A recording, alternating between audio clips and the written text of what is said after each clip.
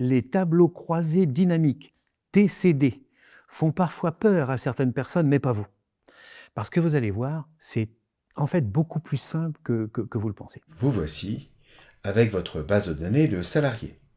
Première question à vous poser, est-ce que cette base est intègre? Est-ce qu'elle est propre? Est-ce qu'on est prêt à travailler avec elle? La réponse est absolument pas. D'accord? La première chose qui saute aux yeux ici, c'est que des filtres ont été posés. Je n'ai pas besoin de filtres pour créer des tableaux croisés. Je vais dans Données, on enlève les filtres. En tout cas ici, pas de filtre, on n'en a pas besoin. Ils sont enlevés, je retourne sur Accueil. Autre chose. Je clique au hasard dans la base, je fais CTRL A. Ça va. Elle a l'air intègre. Mais vous savez quoi? On ne sait jamais. On va quand même faire la petite méthode. Je clique entre A et 1. Et je vais au hasard, ici, clic droit, afficher. Il n'y avait pas la colonne G. Et à gauche, pareil, clic droit, afficher. Des choses avaient été masquées, je ne le savais pas. Là maintenant, je vois l'entièreté de la base de données, c'est mieux. Il y a encore un problème. Il manque un titre ici. Je vais donc l'écrire. Attention, pas de site, pas de champ dans le tableau croisé. Pas de bras. Très bien, vous l'avez dit vous-même. Allez, un petit contrôle là pour vérifier une fois. Tout est parfait. Cela est très bien, je peux maintenant créer mon tableau croisé. Alors, pour créer un tableau croisé, plus besoin de sélectionner la base. Excel sait parfaitement où elle se trouve. Je clique donc dans une cellule au hasard dans la base et je vais tout simplement dans l'onglet ici, Insertion. Premier bouton, tableau croisé. On va vous poser ici deux questions. La première, est-ce que vous êtes sûr de la sélection de vos données? Eh bien, on la voit ici, elle est en pointillé, mais en général, si le CTRL A a fonctionné, c'est bien. C'est aussi bien entre nous de vérifier et de checker avec les yeux que la base est correctement sélectionnée. Et puis, deuxième question, est-ce que vous voulez votre tableau ici, sur une feuille existante, ici ou sur une autre feuille, ou bien sur une nouvelle feuille de calcul? Eh bien, en général, je vous conseille vivement de mettre l'ensemble de tous vos tableaux croisés sur une autre feuille, bien séparée de la base de données. La base de données peut en effet évoluer, grossir, s'élargir, s'allonger, etc. Donc on va répondre oui tout simplement ici.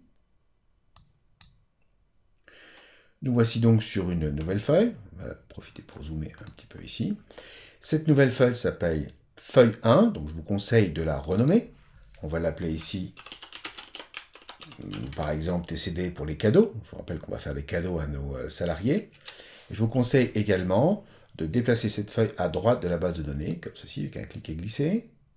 Un clic et glisser et je lâche lorsque le triangle est dans la bonne position, de manière à avoir un petit peu une logique, je dirais, on est en France ou en Europe, on lit de gauche à droite.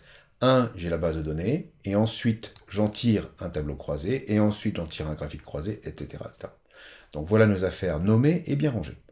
Il reste maintenant à construire le tableau croisé. Un conseil d'abord, regardez ce qui se passe si je clique ici en dehors du tableau croisé.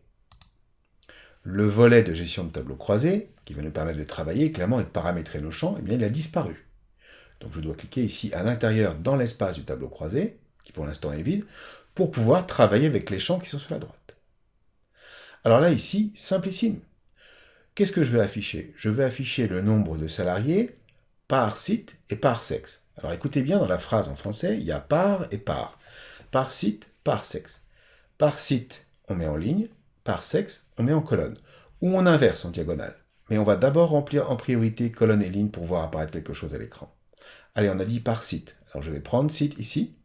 Ne cochez pas la case. Faites directement un clic à glisser ici. C'est à vous de décider où poser les champs. J'ai dit ici par site. Donc je lâche. Au moment où je lâche, je vois apparaître sur la gauche l'ensemble des valeurs uniques qui sont dans la colonne site. Bon, il y en a 3. Il y a 3 sites. Et je vais mettre 7 ici dans la colonne. Et j'ai ici femmes et hommes. Pour compter et pour remplir le cœur du tableau qui se trouve ici, eh bien le cœur du tableau va correspondre au champ qu'on va mettre dans somme valeur ici. Je répète, donc ici le cœur du tableau, le centre du tableau, va correspondre au champ qu'on va mettre ici dans somme valeur. En effet, Excel par défaut essaye de faire une somme. Vous voyez le grand sigma en maths, ça veut dire somme. Et on va faire juste un truc rigolo pour voir. On va mettre les salaires ici. Et lui, il va faire quoi? La somme des salaires. C'est pas ce que je veux. Pour enlever un champ, je le prends et je le jette à l'extérieur ici. Vous voyez la petite croix noire apparaître. On le prend, on le met à l'extérieur. Du coup, si je mets âge, car j'ai l'âge des salariés, eh bien, il va calculer la somme des âges. Ça m'intéresse moyennement. Je jette. Et en revanche, regardez bien, si je mets non, est-ce que Excel est capable de faire Durand plus Dupuis? Absolument pas. Du coup, au lieu de faire la somme des noms, eh bien, regardez bien ce qui va se passer au-dessus de ma souris. Il va non pas marquer somme de noms, parce qu'il en est bien incapable, le pauvre, donc il va faire un comptage. Il va faire une numération, il va compter le nombre de noms qu'il a trouvé. Et de ce fait, nous aurons un tableau qui est parfaitement terminé.